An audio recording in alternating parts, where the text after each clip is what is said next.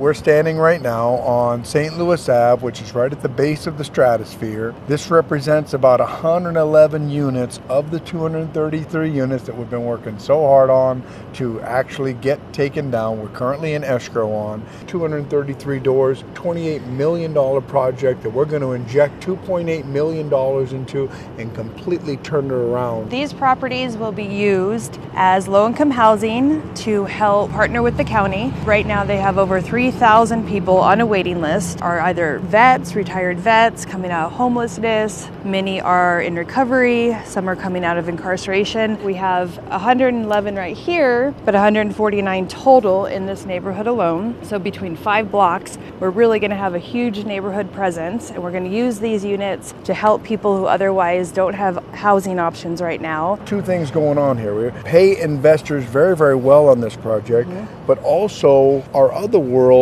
bring people that are less fortunate, that are down on their luck, that really want help. You mentioned a 3,000 person waiting list. That is unbelievable. So these tenants will have case managers, job developers, and they will work with them to make sure that they support them so that at the end of that 24 months, they can afford their rent on their own, they have employment, their family is in a stable position, they're clean. So it's a great program, but at the end of the day, people are still scared. There's still a stigma attached. There's still that not in my neighborhood kind of mentality. This is a short-term solution where they're getting job training, they're getting resume development training, they're getting interview skills training, they're being trained how to be a good tenant as they transition back into society. So we love that. That's what separates them from the big behemoth that we call the federal programs that we call Section 8. This is a county developed program, and they are really, really dialed in on getting these people to the next level, not just giving them a free handout. They've discovered that for landlords to be willing to take them on as new clients, that they really have to be competitive in the marketplace, which Section 8, the federal program, has not been able to do that. And they're paying what they call market rents, which are as much or up to 10% more than what we might be able to rent these units for, in addition to the $500 sign-on bonus, in addition to the risk mitigation, was what is the term that they use for the program, but it's really double what we would normally get for a security deposit. Yep, and in addition to that, you brought up Section 8 being a long-term kind of essentially failed program. The average Section 8 tenant is on the Section 8 vouchers for approximately 9 years. In and of itself says, hey, this isn't working, right? The goal is not to keep people on government assistance forever. The goal is to teach them how to fish, right? Don't give them a fish. So with the county, it's the complete opposite mindset. It's let's teach them, let's get them off in 24 months, and they will be able to support themselves. And then the county even assists them in moving when they're ready to go with furniture and appliances and food and just things like that. So all around, it's a much better program, and it works. And the idea is to help as many people get from where they are now, which a lot of them is homelessness, into housing, transition into more permanent housing. And you hit the nail on the head, the whole stigma of not in my neighborhood, right? So if we were amongst a number of apartments, it would be very, very difficult to introduce this type of a program. The good thing about this is literally from the commercial section of this street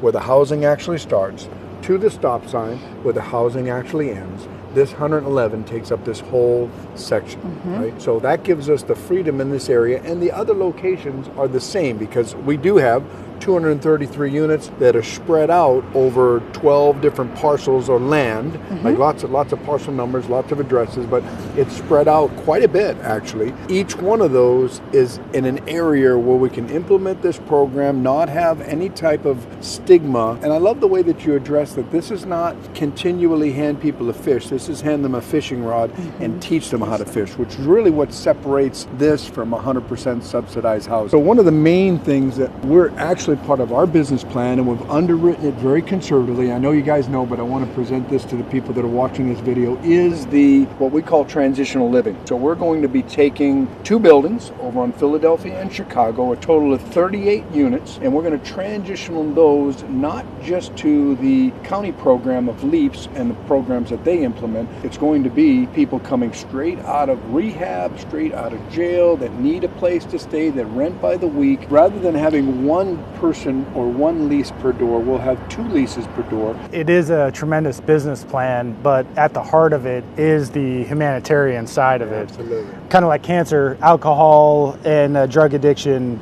they just have no bounds, right? It affects a lot of people. I know it's affected my family. And so this is truly a heartfelt project that we're getting behind here. Segues perfectly into all of our background, right? Yeah. I was living on the streets homeless myself in 1999. One of my goals with this project is to have everybody would not have the same challenges that Claudia and I had, my wife, my beautiful lady, it's also my business partner, in getting in permanent housing. We currently have over 500 people in the city of Las Vegas that are released every single month from incarceration. What we will be doing here, it's not that we won't be background checking, we're still going to have those standard procedures, but we will be working in collaboration with the case managers in the prisons, with the courts, also assist those people who get out every single month and actually have done their time, actually are ready to move on, want to do the right thing, and just can't find anywhere essentially to live. And the way that this program has come together and the way that we see the vision down the road is not just 233 units, but right now the vision is for this community, because we really want to see nobody being on a waiting list for these types of programs. Because the faster we get people into this house, into these programs, the faster the transition takes place and the faster that they're out of the program and a productive member of society and back getting, with their lives back on track. So in the world of multifamily, oftentimes we have a phrase called leaving some meat on the bone for the next buyer, right? And that's what the seller has done here. He has done renovations of 99% of the units already. Inside these doors,